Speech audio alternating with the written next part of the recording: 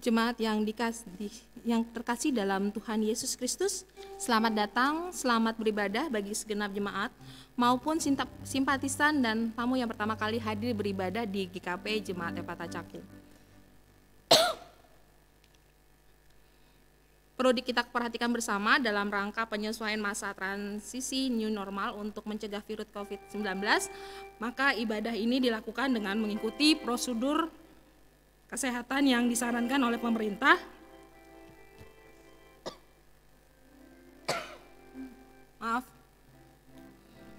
Sehingga diharapkan memberikan kenyamanan dan keamanan bersama.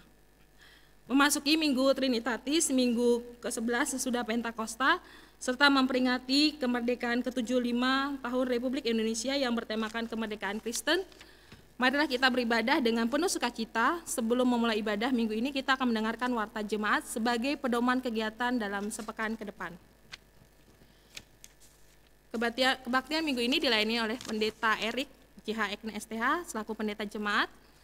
Kemudian pelayan musik Bapak Abdika Samuel, kantor Ibu Selvia, dan operator LCD adalah Saudari Anggita Stefani, dan operator media Saudara Randy Tamara. Majelis Jemaat atas nama Jemaat mengucapkan terima kasih atas pelayanannya.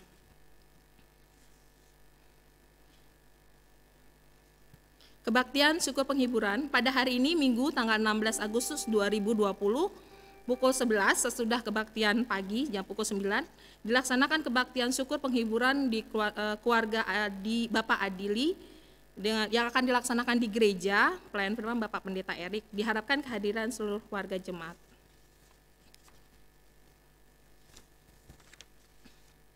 Laporan penerimaan persembahan, total penerimaan pada tanggal 9 sampai 15 Agustus 2020 sebesar Rp4.245.000.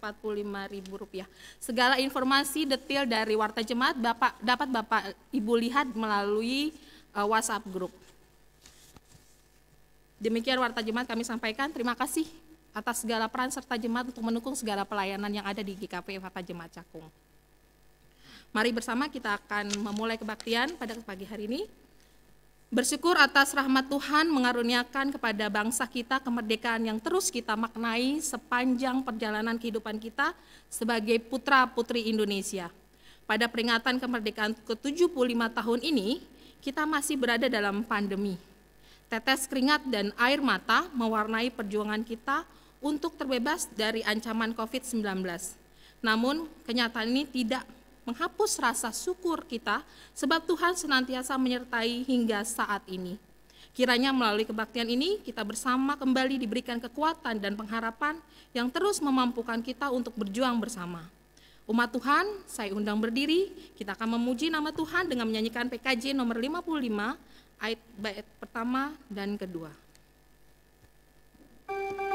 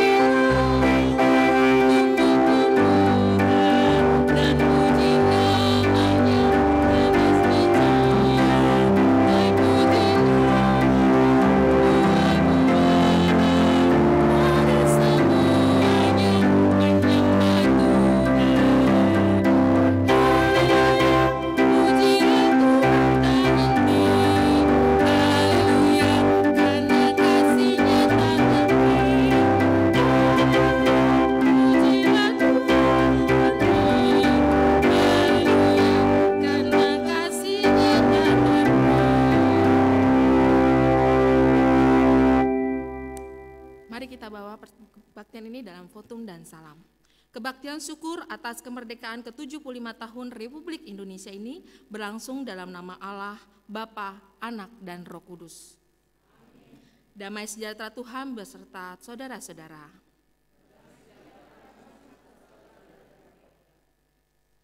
Hiduplah sebagai orang yang merdeka dan bukan seperti mereka yang menyalahgunakan kemerdekaan itu untuk menyelubungi kejahatan-kejahatan mereka, tetapi hiduplah sebagai hamba-hamba Allah. Demikian nas pembimbing pada kebaktian minggu saat ini. Mari bersama kita akan nyanyikan pujian dari PKJ 130, Kita Akan Menang.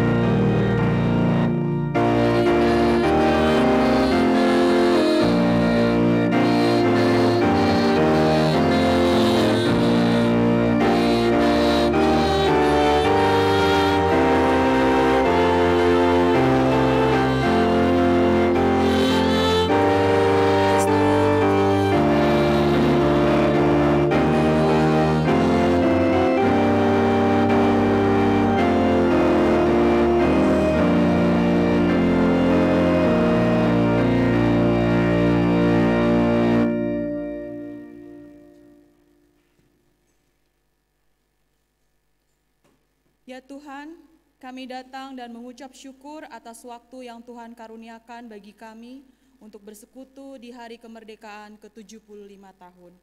Bangsa kami tercinta Indonesia. Kami yang beribadah di gereja ataupun di rumah masing-masing dipersatukan untuk menghayati keprihatinan bersama yang perlu kami perjuangkan, khususnya dalam mewujudkan kemerdekaan seutuhnya.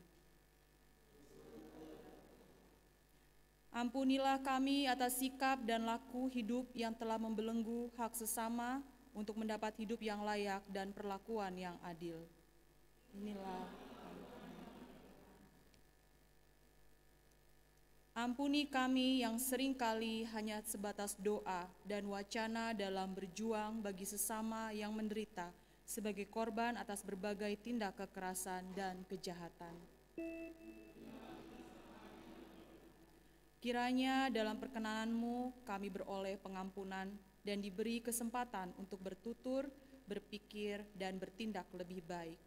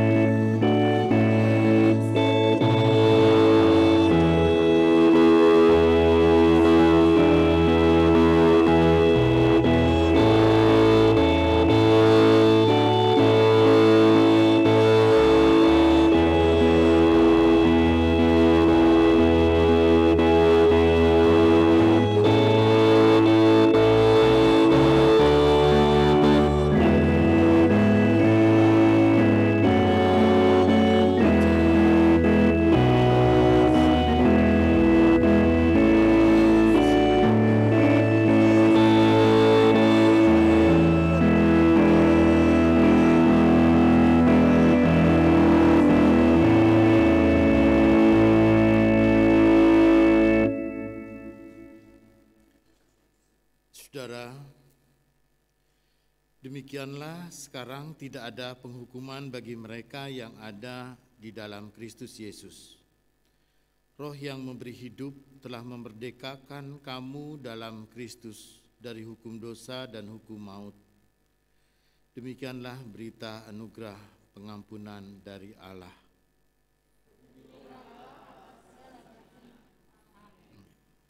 Silakan duduk. Mari kita bersama kita berdoa.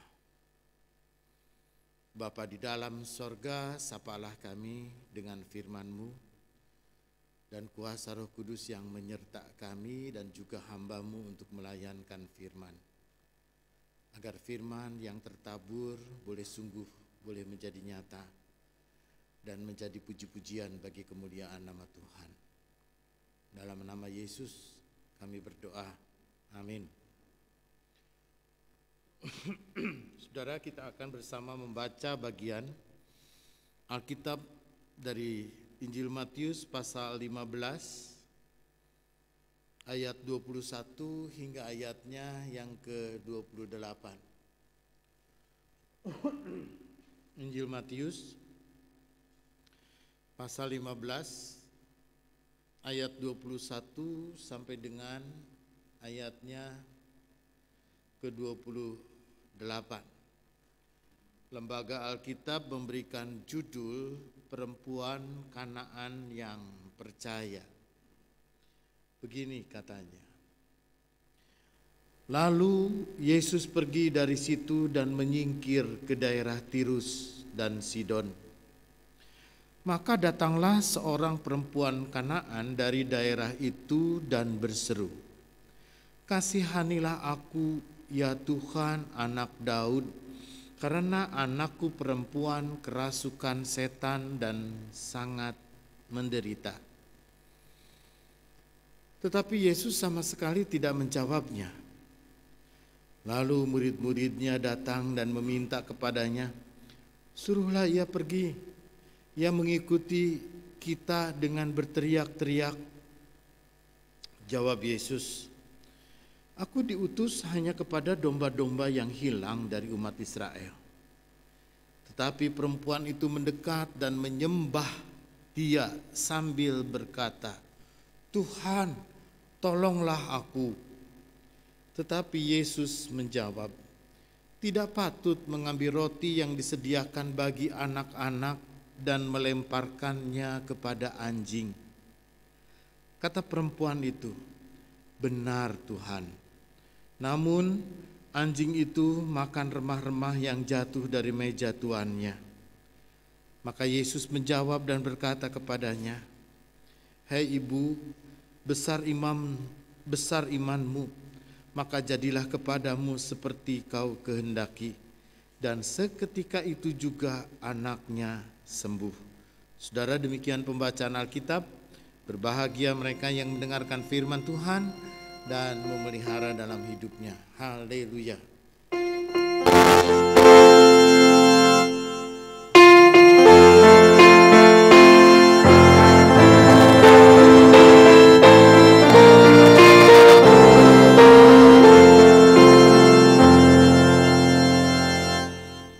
Bapak, Ibu, dan saudara-saudara yang kekasih, di awal khotbah ini saya mau minta maaf. Saya mohon maaf dan juga mohon ampun kalau ada kata yang tidak sesuai atau kata yang kasar yang tidak sepatutnya saya ucapkan tapi diucapkan. Sekali lagi saya mohon maaf. Karena ini hanya ilustrasi saja. Karena nas yang akan saya jadikan sebagai pokok renungan yaitu ayatnya yang ke-26 dan 27.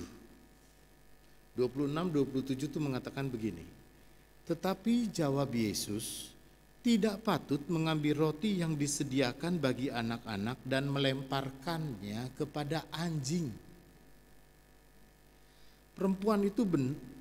Kata perempuan itu, "Benar Tuhan.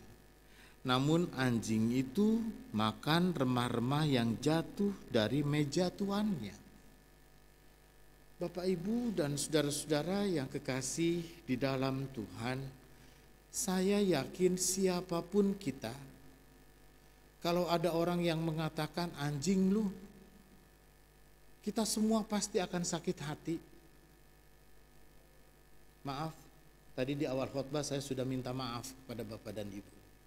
Ini hanya untuk ilustrasi saja. Dan kalau ada orang yang mengatakan anjing lu, itu berarti maaf, itu kata yang paling kasar yang tidak layak diucapkan oleh siapapun. Dan kata itu pun juga adalah kata yang sangat tidak pantas untuk itu diucapkan kepada maaf sesama manusia. Itu kata yang tidak baik. Itu kata yang benar-benar yang sangat menyakitkan. Saudara, entah kata itu ataupun kata binatang lainnya yang seringkali orang dengan mudah sekali untuk mengucapkannya ketika orang marah, ketika orang emosi, ataupun juga ketika orang pun juga ada di dalam emosi yang sangat kuat dan kemarahan yang begitu besar. Dia lost control, dia lepas kendali, lalu kemudian dia mengucapkan kata-kata sumpah serapah, lalu menyebut nama binatang-binatang itu. Hampir semua sekebun binatang apal dia menyebutnya. Tetapi saudara yang kekasih di dalam Tuhan, ketika orang itu bukan hanya sekedar orang emosi, tapi sebutan kata itu, nama binatang itu, saudara, itu sudah merupakan ungkapan kata dan sebutan yang merendahkan manusia. Merendahkan derajat manusia, merendahkan kemanusiaan kita, merendahkan realitas kehidupan kita sebagai manusia ciptaan Tuhan yang diciptakan segambar dan serupa dengan Allah. Karena itu saudara, maka orang tidak boleh mengucapkan itu karena itu ucapan kata yang sangat kasar sekali. Tapi saudara, dalam ayatnya yang ke-26, mengapa Yesus justru mengucapkan kata itu kepada perempuan Samaria? Maaf, kepada perempuan Kanaan. Mengapa Tuhan Yesus justru mengucapkan kata itu kepada perempuan Kanaan itu? Tidak patut mengambil roti yang disediakan bagi anak-anak dan melemparkannya kepada anjing. Perempuan itu siapa? Apa yang Tuhan Yesus katakan? Apakah ini sarkasme? Apakah ini adalah sebuah ungkapan kata kasar? Apakah kata-kata ini pun juga dengan sengaja Yesus mengucapkan dengan emosi? Apakah Yesus pun juga memang hatinya kasar lalu kemudian dia mengungkapkan kata itu dengan lost control, dengan lepas kendali begitu saja? Saudara yang kekasih di dalam Tuhan, kalau kita mau memahami ayat ini, maka kita memahami pada konteksnya. Apa yang Tuhan Yesus katakan? Ketika ada seorang perempuan Kanaan, ya lalu kemudian perempuan Kanaan ini pun juga lalu berseru-seru, kasihanilah aku ya Tuhan anak Daud karena anakku perempuan kerasukan setan. Anakku perempuan kerasukan setan dan sangat menderita. Saudara, ada pergumulan yang berat dari perempuan ini. Ada pergumulan dan persoalan yang sangat berat bahwa anaknya perempuan itu kerasukan setan. Dan dia tahu benar tidak ada yang bisa menyembuhkan dan tidak mungkin bisa disembuhkan. Dan kepada siapapun juga dia yakin benar tidak ada kekuatan yang mungkin bisa menyembuhkan anaknya. Karena itu dia datang kepada Yesus Tuhan. Dia datang kepada Tuhan Yesus dengan pengakuan yang sungguh, ya Tuhan anak Daud. Dia mengatakan kasihanilah aku ya Tuhan anak Daud karena anakku kerasukan setan. Dengan ungkapan ini bahwa perempuan ini dia sudah mengakui Yesus bukan sembarang orang. Yesus bukan siapa-siapa. Yesus adalah sesuatu yang istimewa, sesuatu yang dahsyat, sesuatu yang spesial, sesuatu yang hebat banget. Karena itu dia mengatakan kasihanilah aku ya Tuhan anak Daud. Tetapi Yesus sama sekali tidak menjawab. Artinya tidak menjawab ini mungkin Yesus tidak mendengar. Tidak menjawab ini atau Yesus memang mengabaikan. Tidak mendengar ini mungkin Yesus pun juga sedang fokus yang lain. Jadi dia abai, jadi dia fokus kepada yang lain sehingga dia tidak terlalu menghiraukan orang mengatakan apapun juga. Tetapi perempuan ini terus berteriak-teriak. Perempuan ini berteriak-teriak lalu kemudian murid-murid datang, suruhlah ia pergi. Ia mengikuti kita dengan berteriak-teriak. Lalu apa kata Tuhan Yesus? Ketika perempuan itu mendekat, aku disuruh kepada domba-domba yang hilang dari umat Israel. Saudara, Kata-kata Yesus ini mau mengatakan bahwa aku ini sesungguhnya datang untuk orang Israel, bukan untuk orang Kanaan. Apa yang diungkap oleh Tuhan Yesus ini adalah sebuah sindiran yang sangat tajam. Sindiran yang sangat tajam untuk orang Yahudi, untuk orang-orang Israel, di mana orang-orang Israel dan orang-orang Yahudi seringkali merasa paling benar. Saudara, siapa yang menyebut dirinya sebagai bangsa pilihan Tuhan? Siapa yang menyebut dirinya sebagai bangsa yang menyebut dirinya adalah orang yang khusus sebagai anak Tuhan? Siapa yang kemudian menyebut dirinya adalah orang yang sungguh-sungguh dipilih oleh Tuhan? Bangsa Yahudi. Saudara, orang-orang Yahudi itu merasa dirinya paling benar, dirinya paling baik, dirinya paling hebat, dirinya paling dekat dengan Tuhan, dan dirinya paling segala-galanya. Seolah-olah kalau ada Tuhan datang, lalu Tuhan itu datang hanya untuk orang Yahudi. Seolah-olah kalau ada berkat Tuhan itu hanya untuk orang Yahudi. Seolah-olah kalau ada keselamatan, maka keselamatan itu hanya untuk orang Yahudi. Seolah-olah kalau ada damai sejahtera Tuhan nyata, seolah-olah itu semuanya hanya untuk orang Yahudi dan orang lain gak kebagian. Saudara, karena itu Yesus mengatakan, saya tuh sepertinya diutus untuk orang Israel nih. Saudara, lalu kalau Yahudi mengatakan orang Israel, orang Yahudi ini merasakan dirinya paling benar, dirinya paling istimewa, dirinya paling hebat, dirinya paling dahsyat, maka orang di luar Yahudi dan orang bukan Yahudi itu itu orang kafir. Maka orang Yahudi itu selalu mengatakan di luar Yahudi, di luar orang-orang Israel, di luar agama Yahudi, mereka adalah orang kafir. Mereka itu sebangsa anjing. Jadi saudara, kata-kata Yesus ini tidak patut mengambil roti yang disediakan bagi anak-anak dan melemparkannya kepada anjing. Saudara, ini Yesus menggunakan pemikiran orang Yahudi. Orang Yahudi merasa istimewa, orang Yahudi merasa hebat, orang Yahudi merasa dahsyat, merasa dia bangsa pilihan Tuhan, dan di luar itu, di luar keyahudian, di luar Israel, mereka adalah bangsa kafir, sama saja dengan anjing.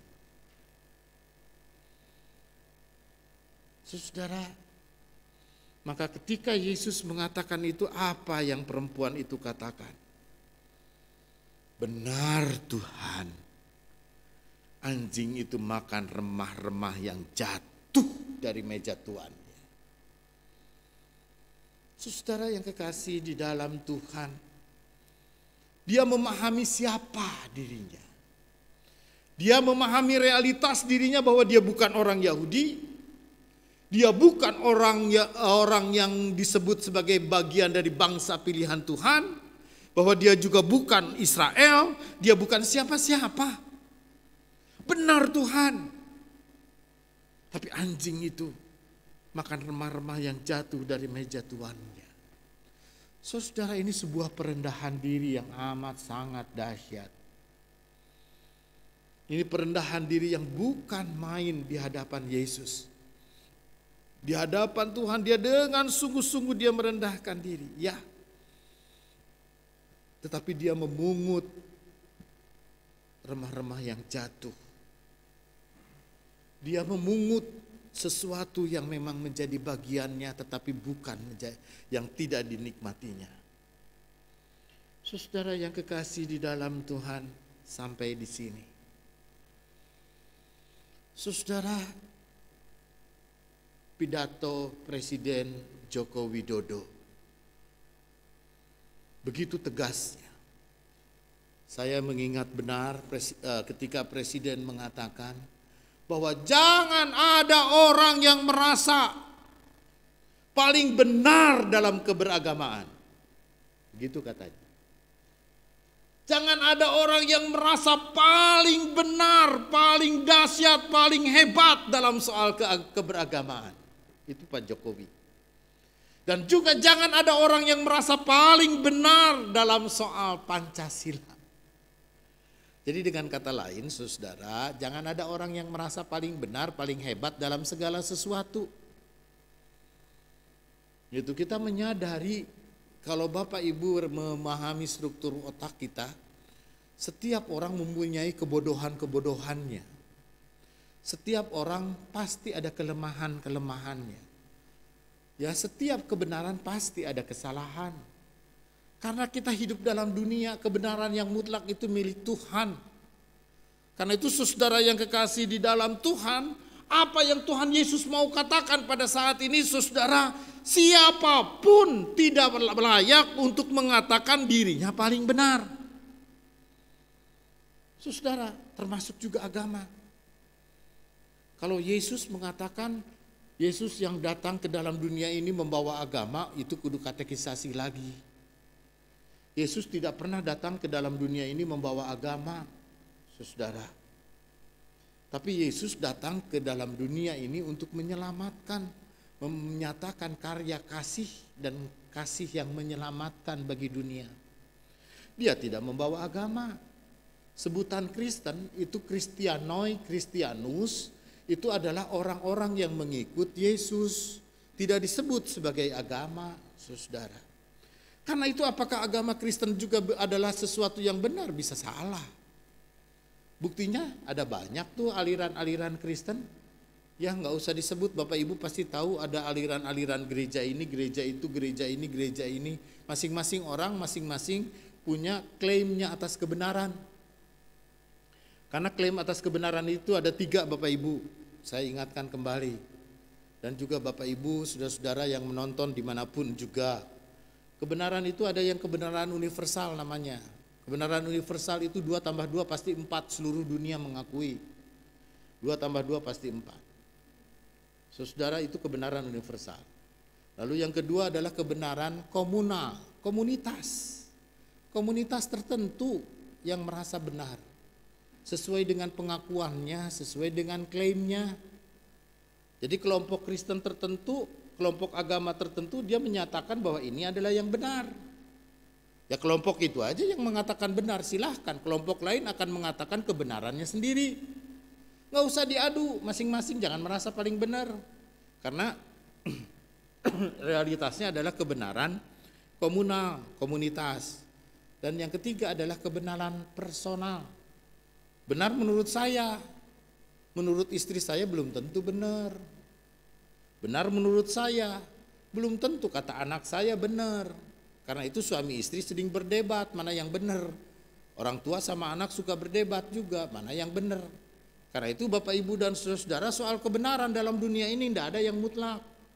Tapi kalau kebenaran tentang Tuhan, Tuhan yang Maha Esa, Tuhan yang satu-satunya, Tuhan yang Maha Esa seluruh dunia juga kebenaran mutlak. Tapi bagaimana memahami kebenaran Allah yang Maha Esa itu kan masing-masing beda.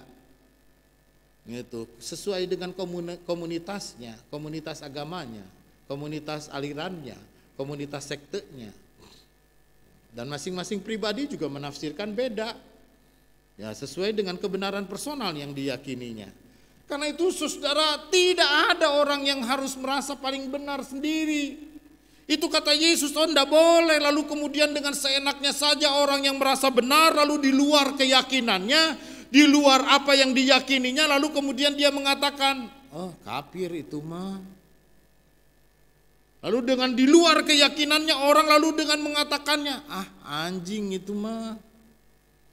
Saudara yang kekasih di dalam Tuhan, kita orang Kristen melalui mimbar ini kita mengatakan itu sama sekali tidak boleh diucapkan. Bahkan di dalam Injil Matius, saudara, barang siapa mengucapkan kafir kepada sesamanya, dia harus diadili di mahkamah agama. Terus saudara, melalui mimbar ini, saya menyatakan bahwa kita harus hidup di dalam cinta kasih. Kasih yang menyatukan seluruh umat manusia. Kasih yang menghormati, kasih yang menghargai tentang realitas kehidupan sesama manusia, siapapun dia. Entah siapapun dia, entah ras, suku, agama, atau apapun juga dalam realitas perbedaan kita. Saudara yang kekasih di dalam Tuhan, karena itu, Kalaupun juga. Lalu kemudian ada orang menyebut kita ini kafir. Ada orang mungkin kita menyebut kita ini karena kita berbeda, lalu kemudian kita dikatakan maaf, sama seperti perempuan ini, anjing. Saudara, jangan sakit hati. Jangan kita tersinggung, biarkan saja. Ya, menyangkut konteks agama, menyangkut konteks keyakinan. Biarkan saja. Kenapa saudara? Karena kerendahan hati perempuan ini justru membuat kuasa Tuhan itu menjadi nyata dan sempurna, Bapak Ibu. Bapak Ibu lihat, perhatikan ayat ini. Ayat 28, maka Yesus menjawab dan berkata kepadanya, "Hai ibu, besar imanmu, maka jadilah kepadamu seperti kau kehendaki." Saudara, saya dulu ketika SD saya ingat. Ada Bapak Ibu yang ingat lagu ini? Bukan yang sombong, bukan yang congkak, bukan yang sombong. Ada yang ingat? Kalau ada yang ingat lagu itu berarti Bapak Ibu sudah tua. Sudah tua ya. Karena saya ingat benar, tidak ada orang yang suka dengan orang yang sombong. Tidak ada orang yang suka dengan orang yang congkak. Bukan yang congkak, bukan yang sombong, yang disayangi teman. Tapi siapa orang yang rendah hati? Orang yang merendahkan dirinya. Orang yang dengan sungguh-sungguh dia merendahkan dirinya di dalam segala hal, dalam segala sesuatu. Waduh, saudara. Baru-baru ini media kita diramaikan oleh ada anak mantan pejabat yang naik pesawat terbang. Lalu kemudian ditegur sama pramugarinya untuk tidak main handphone. Tapi anak ini bukannya sadar atau bukannya nurut gitu, malah marah, ngambek, sampai penumpang lain juga ikut mengingatkan, tapi dilawan juga. Taunya penumpang lain itu adalah pejabat negara juga. Jadilah urusan polisi. Saudara, kita semua masyarakat melihat, sombong amat nih orang. Angkuh sekali, bukan siapa-siapa, apalagi kalau orang seperti ini jadi pejabat, mengerikan sekali. Kesombongannya itulah yang akan membuat dia kemudian lost control dengan kuasa yang ada pada dia. Tapi kerendahan hati itu justru akan menjadi berkat.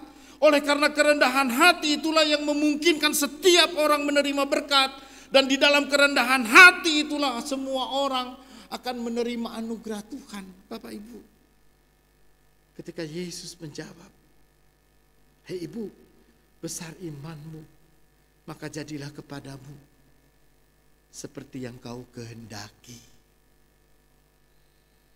Saudara yang kekasih di dalam Tuhan, yo wes, kata orang Jawa mah, yo wes, orang mau ngomong apa ke tentang saya ya silahkan aja.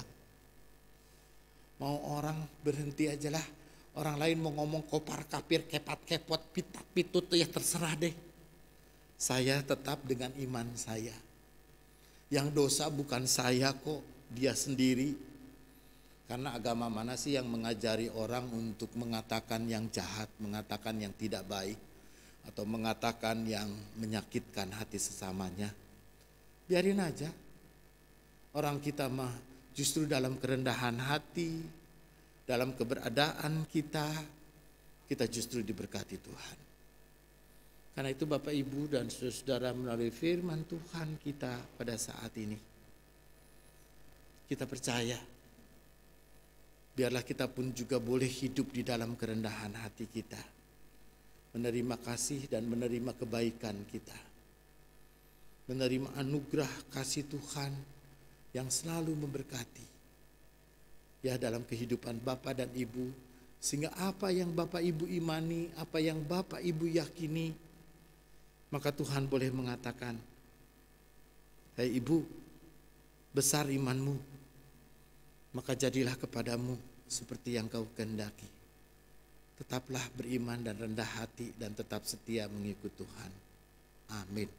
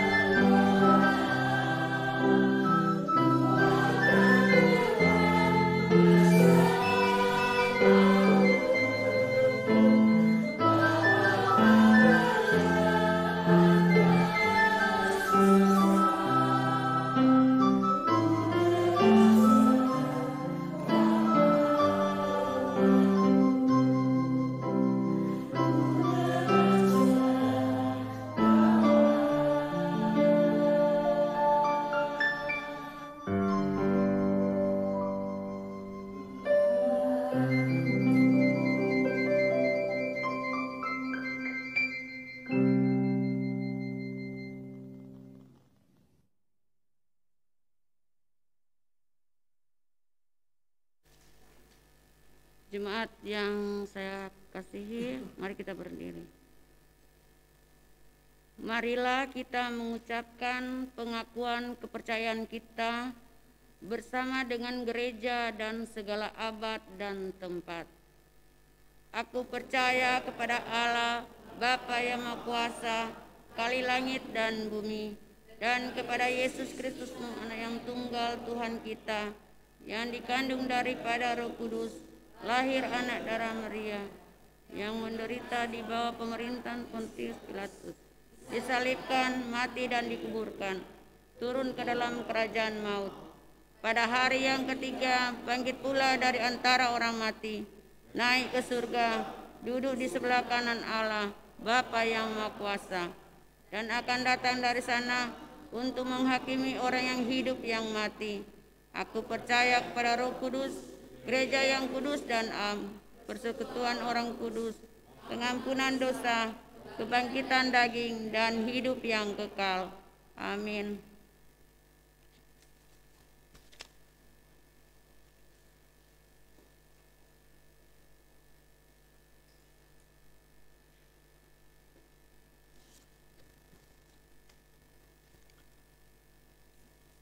Saudara, mari kita bersama menaikkan doa syafaat.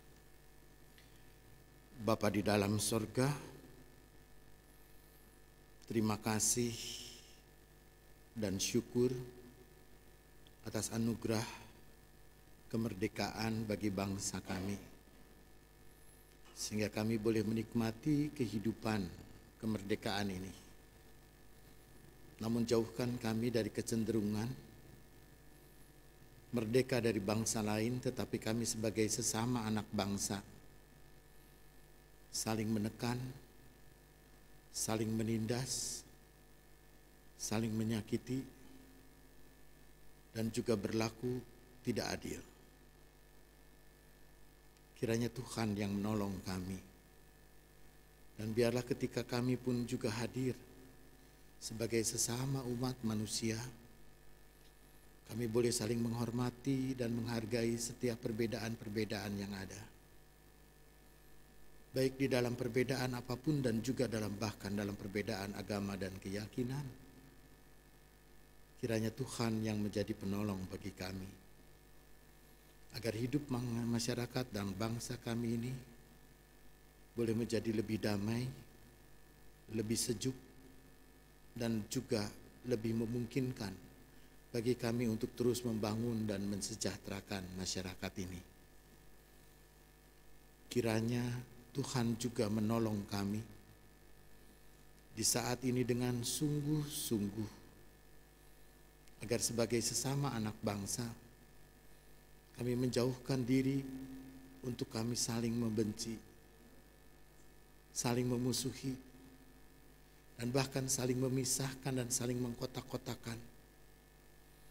Karena kami tahu bahwa Tuhan Allah adalah Tuhan Allah yang menyatukan kami. Tuhan Allah yang Maha Esa juga menghendaki agar kami hidup manusia di dalam realitas perbedaan, hidup dalam kerukunan satu dengan yang lain. Karena itu Tuhan, di tengah-tengah segala pergumulan-pergumulan yang ada, baik pergumulan pribadi, keluarga, sakit penyakit, masyarakat, bangsa, dan gereja, kiranya hanya Yesus Tuhan Sang Juru Selamat yang menjadi penolong kami. Kami naikkan doa ini dalam nama Yesus yang mengajar kami berdoa. Bapa kami dalam sorga, dikuduskanlah namamu, datanglah kerajaanmu, dan jadilah kehendakmu di bumi seperti di sorga. Berikanlah kepada kami pada hari ini kami akan segala kesalahan kami, seperti kami juga mengampuni orang yang bersalah pada kami. Jangan bawa kami dalam pencobaan, tapi lepaskan kami daripada yang jahat, sebab Engkaulah yang punya kerajaan dan kuasa dan kemuliaan sampai selama-lamanya. Amin.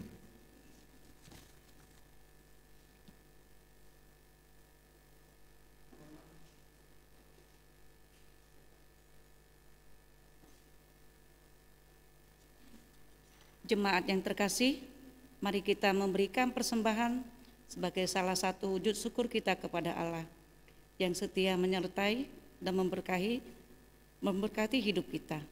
Ingatlah firman Tuhan, dengan rela hati aku akan mempersembahkan korban kepadamu, bersyukur sebab namamu baik, ya Tuhan.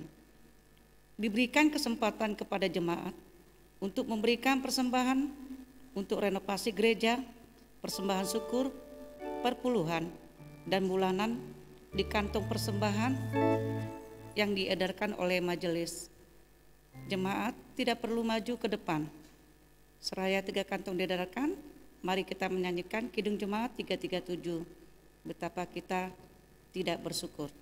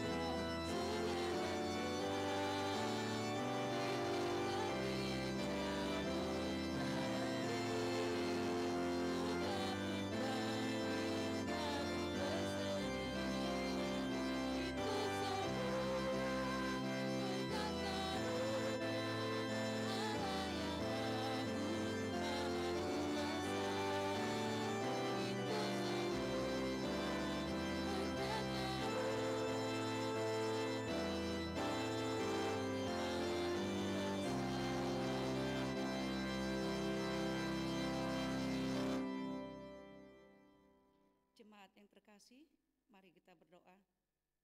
Tuhan, inilah persembahan yang kami himpun dengan sukacita dan ketulusan kami.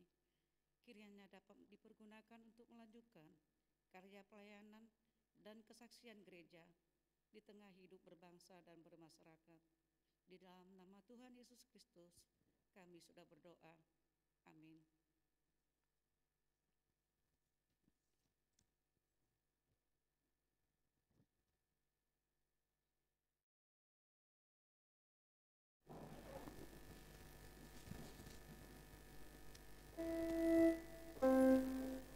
Saudara, marilah kita kembali pada jalan perjuangan masing-masing dengan senantiasa melakukan apa yang telah Tuhan firmankan pada hari ini.